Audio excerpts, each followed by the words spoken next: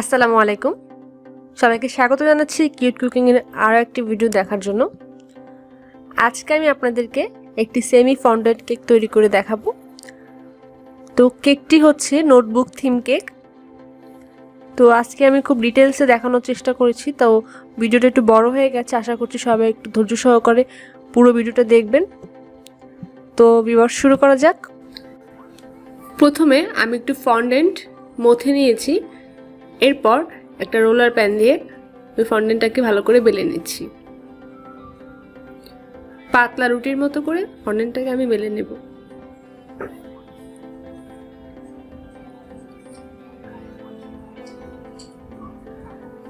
বেলে নেওয়া হয়ে গেলে আমি একটা স্কেল দিয়ে চারো সাইডে নাইফের সাহায্যে কেটে নিচ্ছি।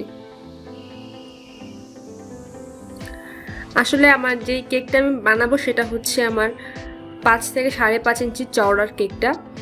তো আমি যেহেতু ডায়েরি থিম কেক বানাবো, তাই উপরে যে পিসটা আমি তৈরি করব সেটা আমি মেপে নিচ্ছি।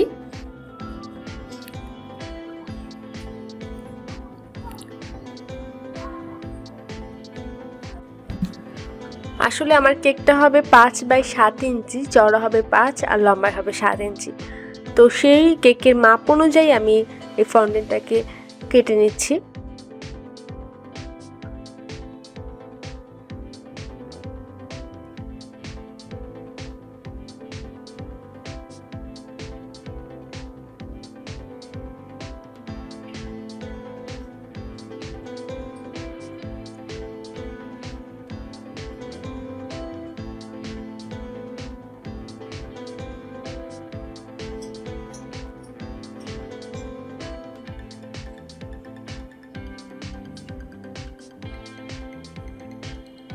আমার এটা কেটে নেওয়া হয়ে গেছে। এবার আমি এটা এক সাইডে রেখে দিচ্ছি। এবার আমি শিউলি ফুল তৈরি করব। তো এর আগে কিন্তু আমি একটা ভিডিও আপলোড করেছি 2-1 দিন আগে, কিভাবে শিউলি ফুল তৈরি করা যায় ফন্ডেন্ট দিয়ে। তো এখন আসলে এই শিউলি ফুলটা তৈরি করতে দেখাতে গেলে আমার কিন্তু খুব বড় হয়ে যাবে, তো এত বড় ভিডিওটা আমি করছি না। আপনারা একটু কষ্ট করে আমার আগে শিউলি ফুলের ভিডিওটা দেখে নেবেন। তো শিউলি ফুল তৈরি করা হয়ে গেলে আমি আমার কেকের মাপ অনুযায়ী, ওই লম্বা মাপ অনুযায়ী আমি লম্বা করে কেটে নিচ্ছি। যেরকম সাইজে আমরা আমাদের পিসটা তৈরি করেছিলাম, ঠিক পিসটার মাপ অনুযায়ী, লম্বা মাপ অনুযায়ী আমরা এটাকে কেটে নিচ্ছি।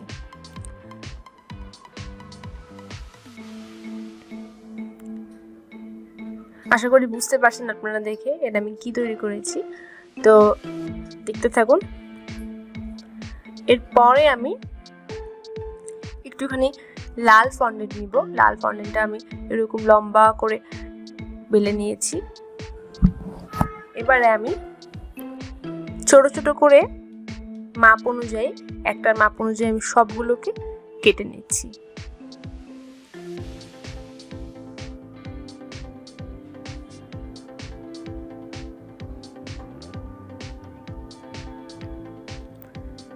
এগুলো কাটা হয়ে গেলে আমি সামান্য করে একটু চেপে চেপে একটু লম্বা করে দিচ্ছি। জাস্ট সামান্য অল্প একটু চেপে চেপে একটু লম্বা করে দিচ্ছি। হয়ে গেছে, আমার আর কিছু তৈরি করতে হবে না। আমরা যেমনটা দেখে থাকি সব ডায়েরি বা নোটবুকে যেরকমটা থাকে, লাইন টানা থাকে, তো আমরা স্কেল দিয়ে আর এডিবল পেন দিয়ে কতগুলো সমান সমান করে লাইন টেনে নেব।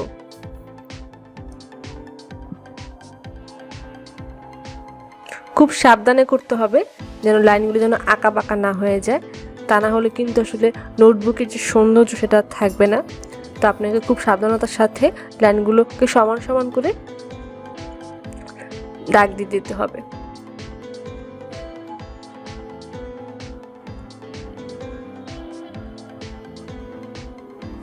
এইভাবে সমান করে দাগ দেওয়ার পরে আমি এবারে যেই কবিতার মতো করে লেখা ছিল, চিঠিটা লেখা ছিল, সেটা আমি লিখে ফেলবো।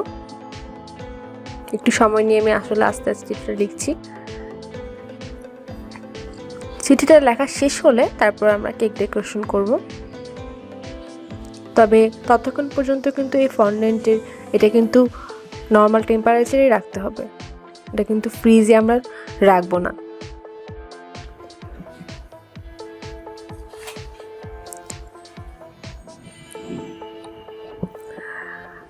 আজকের এই কেকটি আমি বানিয়েছি হচ্ছে 7 ইঞ্চি সাইজের একটা মোল্ডে, 1.5 পাউন্ড কেক।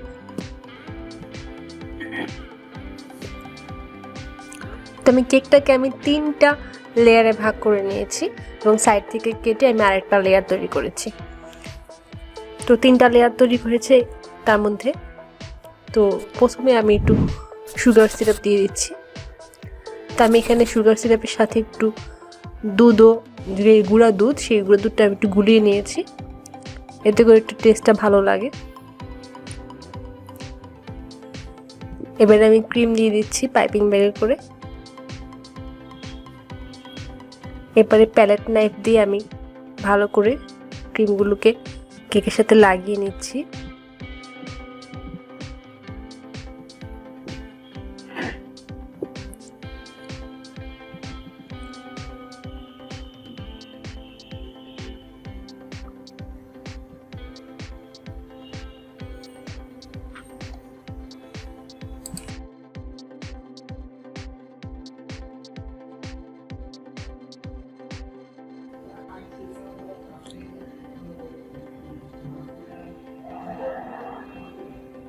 এরপর আমি কেকের দ্বিতীয় লেয়ারটি বসিয়ে দিচ্ছি।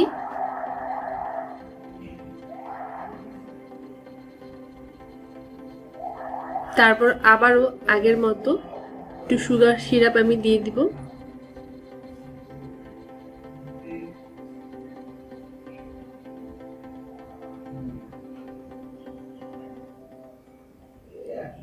আবারও প্যালেট নাইফ দিয়ে আমি একটু ক্রিমটা একটু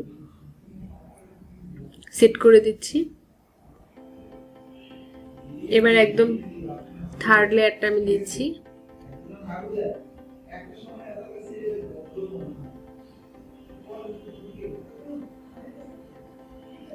আবার একটু সুগার সিরাপ দিয়ে আমি অল্প পরিমাণে ক্রিম দিয়ে কেকটাকে ক্রাম কোটিং করে নিচ্ছি।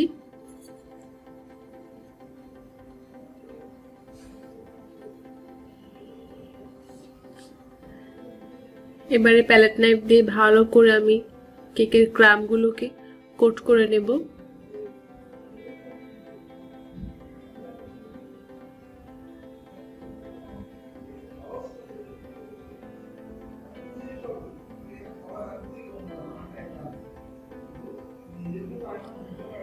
এবারে আমি কেকটা আসলে লাল কালার ক্রিম দিয়ে ডেকোরেশন করব, তাই আমি লাল কালার ক্রিম দিয়ে দিচ্ছি।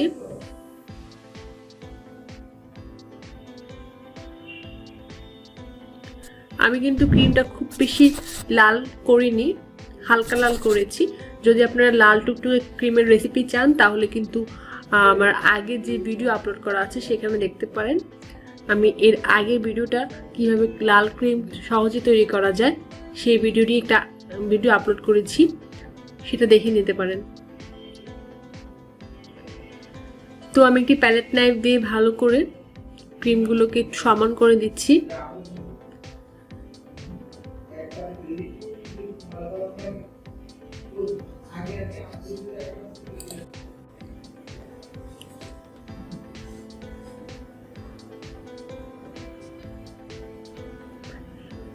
এবারে আমি আস্তে আস্তে উপরটা একটু কোট করে নেব ক্রিম দিয়ে।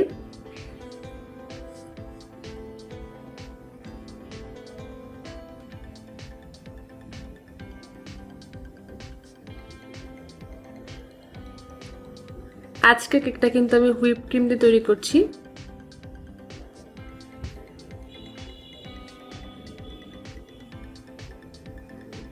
এই কেকটাতে কিন্তু ক্রিম লেগেছে হাফ কাপ থেকে একটু বেশি।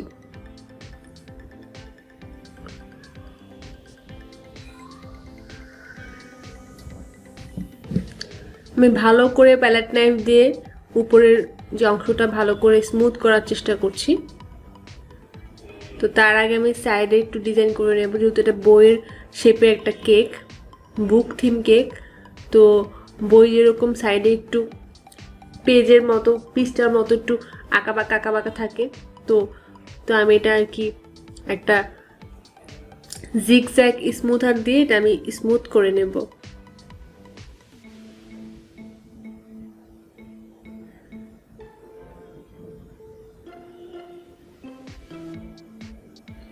আমি সাইডটা স্মুথ করা হয়ে গেছে। এবার আমি উপরের অংশটা যেখানে আমি ফন্ডেন্টটা বসাবো সেট করব ওই অংশটা আমি ভালো করে স্মুথ করে নেব।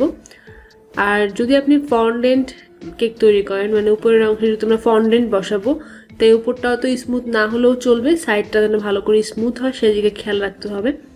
উপরটা আমরা জাস্ট একটু ফিনিশিং দিব, এতটুকুই, খুব ভালোভাবে ফিনিশিং দেওয়ার কিছু নেই কারণ এটা ফন্ডেন্ট দিয়ে ঢাকাই থাকবে, তো এখানে এত পরিশ্রম করার দরকারও নেই, এটা দেখা যাবে না। তো ভালো করে আমরা বইয়ের সাইডটার উপরটা একটু লাস্ট ফিনিশিং দিয়ে নিচ্ছি।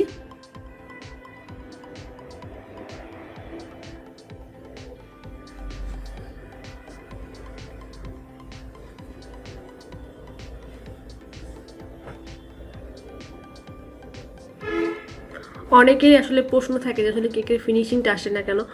এটা আসলে প্র্যাকটিসের বিষয়, আপনি যত বেশি প্র্যাকটিস করেন তত বেশি আপনার কেকের ফিনিশিংটা সুন্দর হবে।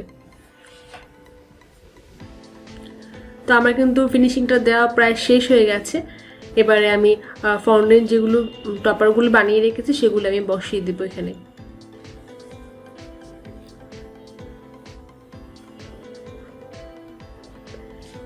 যে চিঠি আমি লিখেছিলাম ওটা আমি বসিয়ে দিচ্ছি কেকের উপরে। এটা কিন্তু খুব সাবধানে বসাতে হবে, আস্তে আস্তে, কারণ আপনি এটা একবার বসালে দ্বিতীয়বার কিন্তু এটা উঠাতে পারবেন না, তাহলে কিন্তু এটা নষ্ট হয়ে যাবে। তো খুব সাবধানে আমি আস্তে আস্তে করে বসিয়ে দিলাম। এবারে বাকি জিনিসগুলো আমি যেগুলো করে রেখেছি সেগুলো আমি পানি দিয়ে ব্রাশ করে সব আস্তে আস্তে একে একে লাগিয়ে দিচ্ছি। ফন্ডেন্ট কোনো কিছু লাগাতে হলে অবশ্যই কিন্তু আপনাকে পানি দিয়ে লাগাতে হবে, পানি ছাড়া কিন্তু এটা লাগবে না।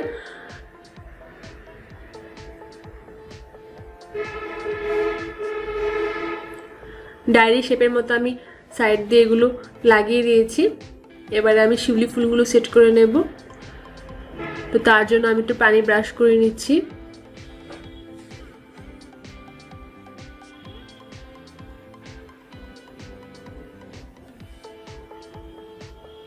এবারে একে একে ফুলগুলো আমি একটু সাবধানে লাগিয়ে দিচ্ছি যাতে ফুলগুলো নড়াচড়া না করে, যাতে সেট হয়ে যায়। তো এই হচ্ছে আমার লাস্ট যে ডেকোরেশন, সেটা আমার ডেকোরেশন পুরো কমপ্লিট হয়ে গেছে। এবার একটি লাভ সাইন বসিয়ে দিচ্ছি।